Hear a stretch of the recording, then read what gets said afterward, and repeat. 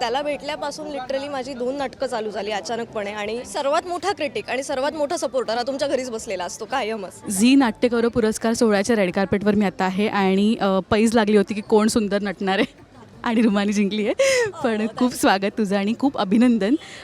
तुला नॉमिनेशन आहे यावेळी आणि काय सांगशील? कोइन्सिडन्स म्हणा किंवा लक फॅक्टर म्हणा, त्याला भेटल्यापासून लिटरली माझी 2 नाटकं चालू झाली अचानकपणे आणि तोपर्यंत नाटक हे इतक्या पॅशनेटली कधी माझ्या आयुष्यात आलं नव्हतं.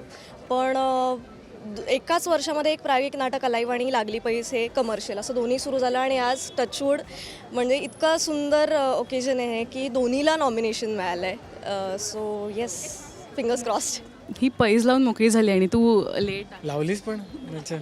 परस्पर लावलो, परस्पर जिंकलो. त्यामुळे पण काय सांगाल, नाट्यगौरव पुरस्कार सोहळ्यात येताना एकतर स्पेशली नाटकासाठी येणं हे खूप वेगळी आणि एकदम अभिमानाची गोष्ट आहे. आणि यशोमाननी गेल्या वर्षी देखावाही साकारला होता गणपतीचा, की नाटकाचा सेट त्यांनी उभारला होता. तर तितकं तो नाटकप्रेमी आहे. सो लागली पाहिजे निमित्ताने ते नाटकप्रेम तर जोपासच जाते. पण आज काय सांगशील सोहळ्यामध्ये येतं?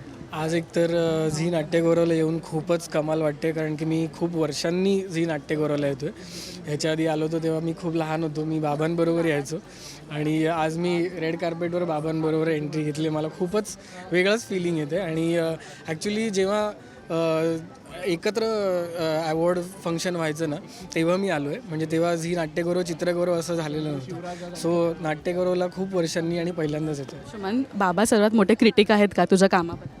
हो, ऑब्वियसली म्हणजे ते जे काय सांगतील, म्हणजे आपल्या दोघांचेही बाबा जे काय सांगतील ते ऐकायला मी तर नेहमी आतुर असतो. की ही एक चांगली गोष्ट आणि वाईटही असं मला वाटतं की सर्वात मोठा क्रिटिक आणि सर्वात मोठा सपोर्टर हा तुमच्या घरीच बसलेला असतो कायमच.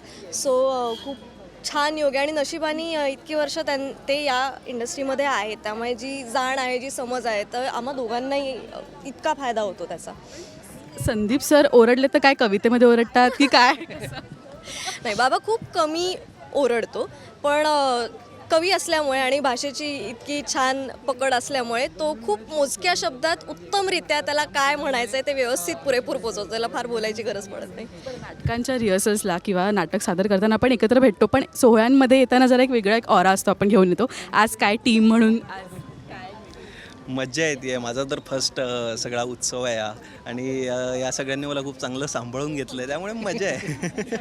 यशोमांनी बोलून घेतलं की आपली टीम सगळी दिसली पाहिजे बाबा. सो आज मिरवा मस्तपैकी. आणि नॉमिनेशन्स आहेत आम्हाला, एक रुमानीला आहे आणि एक आमच्या सेटला आहे आणि रुमानीला प्रायोगिकचं पण नॉमिनेशन आहे. सो वी आर होपिंग की दोन्ही अवॉर्ड्स येणार आहेत. आज रुमानी अशी 2 हातात 2 अवॉर्ड्स घेऊन येणार आहे. पण काही झालं तरी आम्ही मजा करायला आलोय असं लक्षात आलं. म्हणजे तू म्हटलंस ना की आम्ही नेहमी तालमी निमित्त भेटत असतो, पण असा एक ओकेजन असतो तेव्हा अचानकपणे अरे आपण इतके सुंदर दिसतो सगळे मिळून असं एक वाटतं. पण येस, कॉंग्रॅच्युलेशन्स आणि ऑल द बेस्ट. असं मस्त दिसत राहा आणि मस्त आम्हाला दिसत राहा नाटकांच्या दरम्यान. थँक्यू. थँक्यू.